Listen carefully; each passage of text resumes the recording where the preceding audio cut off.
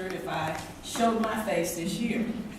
However, I did not know I was going to be a keynote speaker. When I agreed to come, Pam just told me a week and a half ago when I called in to find out, well, where is it going to be? What do I need to show? She said, well, you're the speaker. I'm like, okay. And I'm really glad to be here with you. I am a great supporter of the CDCU Institute. And again, I want to say congratulations to you. I don't want to keep you long with a long speech. It's going to be just some remarks. Because this is a celebration. And you've had all your lecturing that you want to hear from. You want to take that information back. But over the last couple of months, I've been preparing at our credit union to get ready for our strategic plan this November. And I ran across some information that I thought was very eye-opening for me, and I wanted to share it with you. Whereas that it's old material, but it's something that we built our past on that should take us into our future. And this information that I want to share with you is a decade of change and what has happened and how these changes have affected our credit unions and the environment that we live in. And even if these changes have not affected you directly, it has affected our environment to some extent. With the completion here of your course at the CDCU Institute, you have invested in succeeding in your career.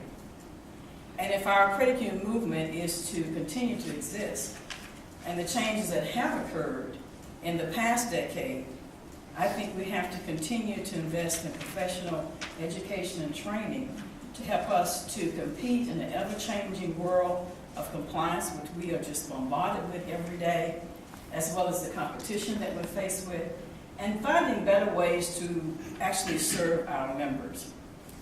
So you've invested here at the Institute merely to find out what has occurred, what is occurring, how you can stay abreast, which is very, very important.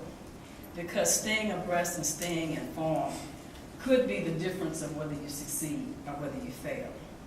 So as I share these changes that I've noted in the last decade that have occurred, just think about if it's made a difference, had an effect on you personally or in your professional life. There may be some that you may not recognize in this list that I'll go through, but just listen very attentively and see if you can identify with any things. Going back in this last decade, 2001, we had the start of the iPod. We had 9/11. You know how 9/11 changed our lives. We had the first Harry Potter movie. The stimulus 2.5 overnight interest rate. Our U.S. economy entered a recession in March of 2001 after 10 years of growth.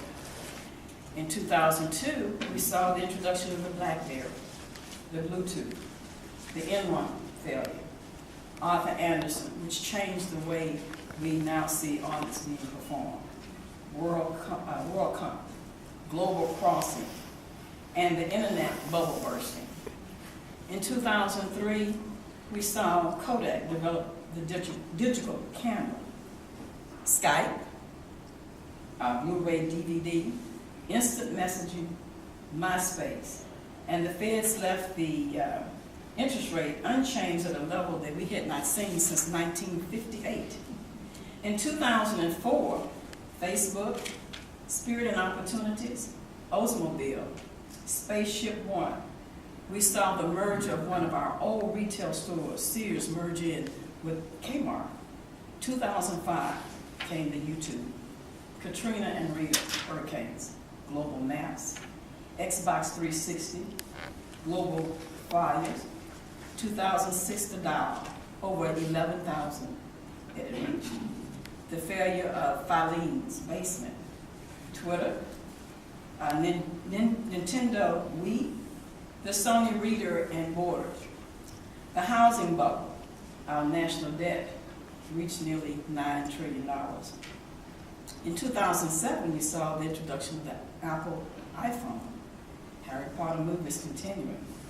Some introduction of services and products brought on by Harvard University, Cornell Million University, and Boston Dynamics.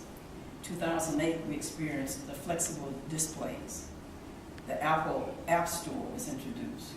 The Emergency Economic Stabilization Act, better known as TARP, 2009. Touch Bionics. Also, the Dow reached a low of 65.47. We had unemployment of 10.6. The Bernie Madoff episode. Richard Wagner, who was the CEO of General Motors, that was asked to step down. And in our own industry, we saw ROAs drop to a negative 1.57. In 2010, we had the U.S. Census. We had the 3D television, the iPad. We had 15 million unemployed. We had national debt that has now reached nearly 14 trillion. 42 million on food stamps, 860 banks on the problem list.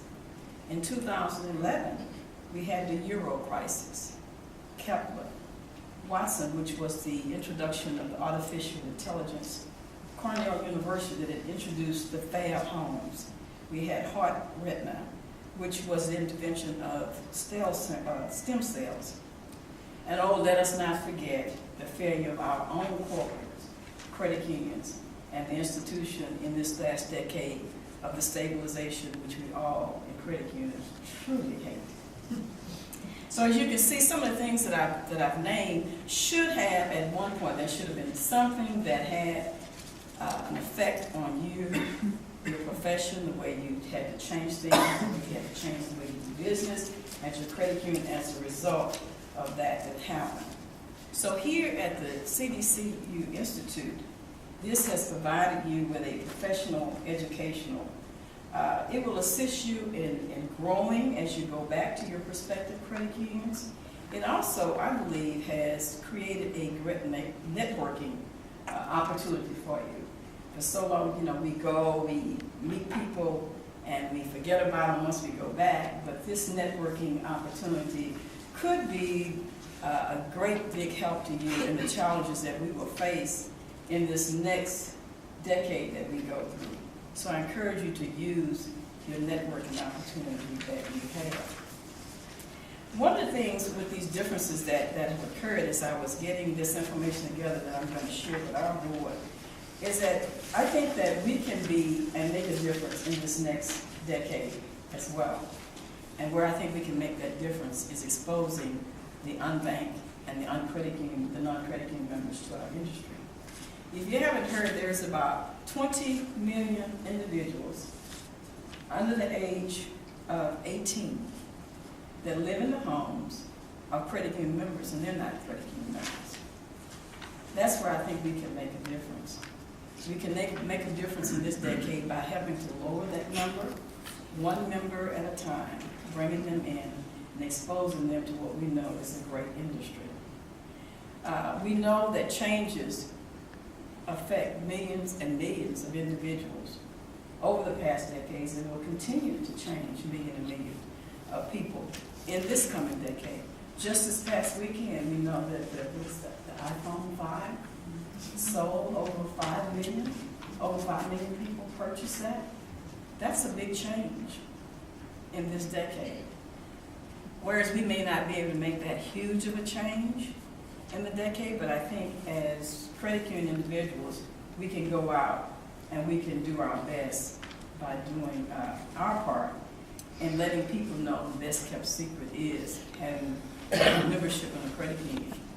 If you haven't already heard, I think it was last year they published that banks were ranked number 2 as the second on the hate list in terms of financial institutions. So people really don't like banks, which gives us a great opportunity to spread the word about our credit union. So with all this information that you've learned here at the CDC Institute and the love that you have for your credit unions, you can take that information back, make a difference in the communities that you serve.